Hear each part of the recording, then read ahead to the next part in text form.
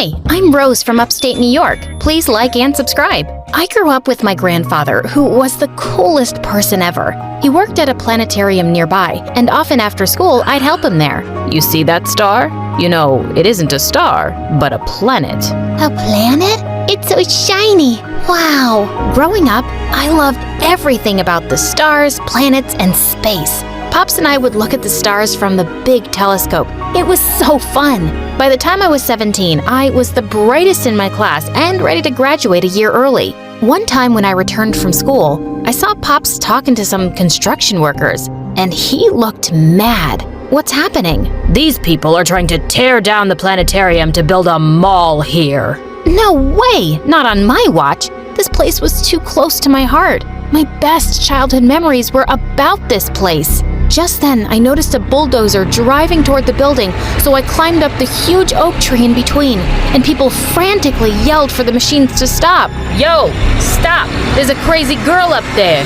Rose, what are you doing? Get down from there. Nope. If they want to take this tree down, they'll have to do it with me on it. One of the workers called the boss, and exactly 30 minutes later, I saw a helicopter land. Several men in black suits jumped out, surrounding a handsome guy who didn't look much older than me. You, girl, what's the problem? Call me Rose, and the problem is that you need to ask your men to back off. This is our property. I bought this dump, so it's my property. So, you'll just destroy it because you own it?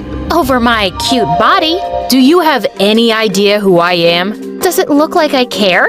The guy stared at me, then smirked. You won't give up, will you? Nope.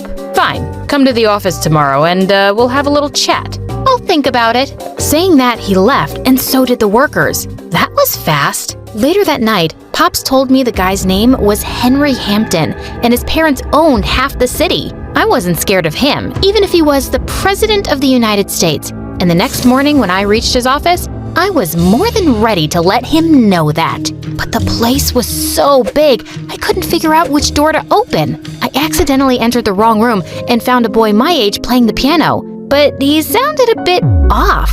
Try working with an F minor, it's much smoother. Excuse me? I wanted to apologize for butting in, but before I could, a security guard came and escorted me to another office where Henry was waiting for me, and he looked so intimidating.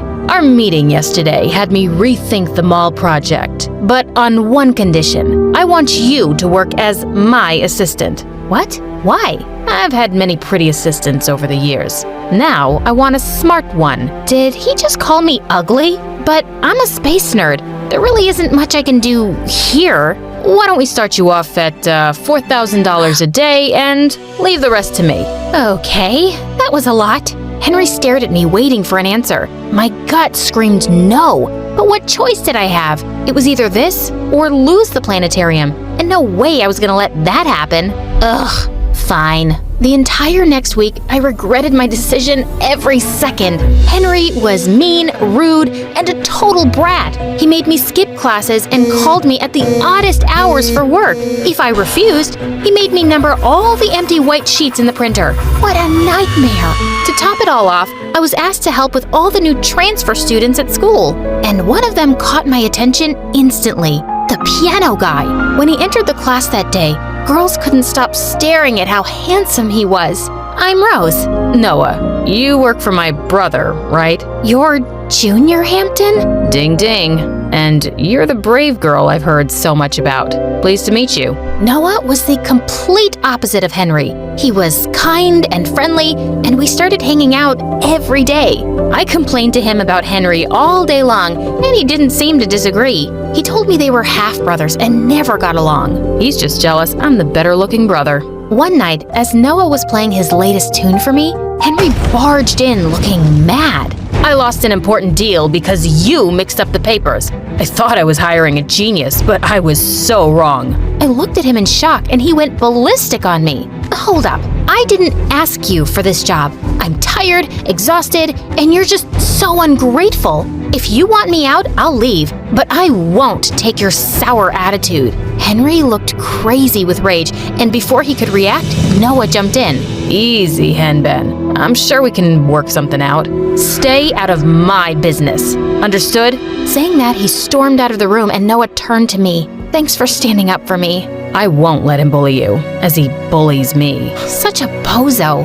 Just then, Noah came a bit closer and my tummy did a wild spin. Do you want to maybe get dinner sometime? Like a date?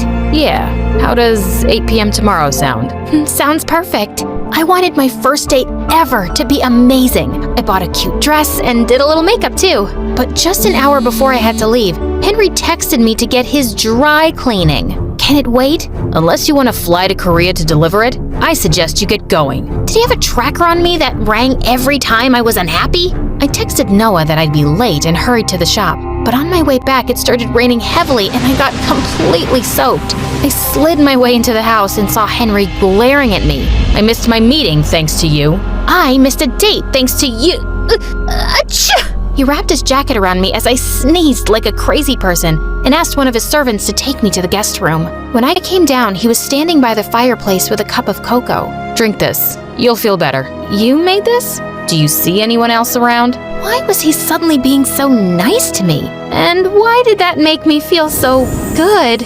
So, about this boyfriend. Who is he? I don't have a boyfriend. And why do you want to know? Just wondering. Well, don't, because you're killing my chances of ever finding someone. Henry laughed and he almost looked human. One heck of a good-looking human. What made you say that? I was all set to meet Oh my God, Noah! I'd totally forgotten to tell him that I won't be able to make it. I reached for my phone, but it wasn't working. So I pulled one out of Henry's pocket and frantically dialed Noah. But he was already standing behind, looking like a raging bull. Well, well, look at that. Noah, I'm so sorry. I totally Save it, Rose. It's not the first time Henry's had eyes on my girl. Henry looked at me in surprise. He was your date? Well, that's disappointing. Before I could say anything, Noah took the vase lying on the table next to him and flung it at Henry, who missed it by inches. That was totally uncalled for. Work on your aim, little guy. But Noah left without saying a word. When I turned to Henry, he was smiling. You're such a jerk.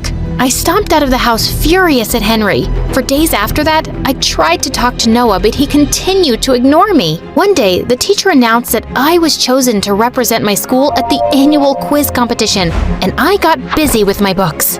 I was studying in Henry's office one night after finishing work when I completely lost track of time and snapped back to over 30 missed calls from Pops. As I rushed down the hall blindly, I missed a turn and bumped right into Henry. You're still here? I was just leaving. Now? It's late. Let me drop you back. Don't you want to change? Should I? I blushed and we walked to his car. We sat in the back seat and minutes into the ride, I dozed off. I woke up to Henry brushing his hands over my cheeks, pushing a strand of hair away. His eyes were the most perfect combination of blue and green. Sorry. Don't be. I enjoyed your snoring. I don't snore. I must be really tired, I guess. You work too hard. Take the day off tomorrow. Why do you do this? What? Be nice one second and an absolute moron the next. Henry looked straight into the mirror before turning toward me with a stern look. Maybe that's just who I am. A boring moron. But you're nothing like I imagined. He leaned forward and I thought he was about to kiss me. I literally stopped breathing when he took a bottle lying next to me. He totally did that on purpose. When I got back home, I felt my heart beating hard. This was wrong, but why did it feel so right? A week later in school, I was doing some last-minute preparations in the library when I got stuck on an annoying question. My concentration was all over the place. I could solve that in under 15 seconds. I almost screamed when I felt Noah's hand on my shoulder, and I was annoyed to see him. Now you want to talk to me? Give me that. He took the notebook out of my hand and started scribbling something, and got the answers right. How? I'm the lesser-known genius in the family. I am so sorry about the other day, Noah. Don't worry about it. Let's hang out for ice cream after school, and we can talk. Sure, I'd love that. Noah volunteered to help me with the quiz, and I agreed. We would study till late at night, and I would often catch him stealing glances at me. When the final day of the quiz arrived, I was more than prepared to get that trophy home. And I did, along with a massive cash prize, which was enough to put me through college. Thank you for helping me. I couldn't have done this without you. I would do anything for you, Rose. I like you, and I think we should give us another shot. He looked at me with so much hope, but I couldn't do it. I like you too, Noah, but not in the way that you want me to. It's never gonna work out between us. Because of Henry? What do you even see in him? Noah's words made me realize what I'd been hiding from all this while, but I was too stubborn to accept it. No, it's not him.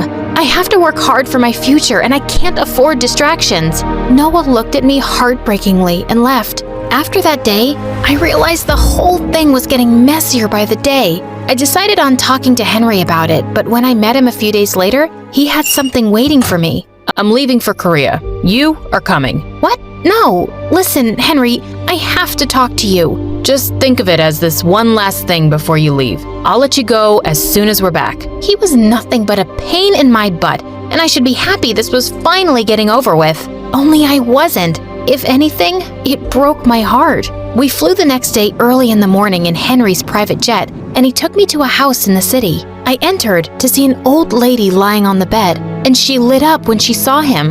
Henry sat next to her holding her hand while I watched him from a distance. He looked so tender, and it made me fall for him even more.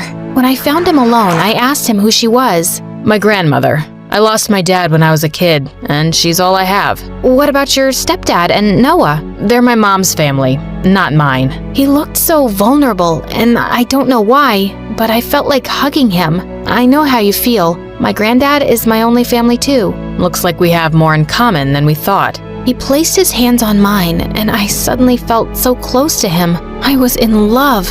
I knew it. When we flew back that night, I wanted to confess my feelings for Henry, but just as we got there, we were welcomed by Noah, Mr. Hampton, and a house full of guests.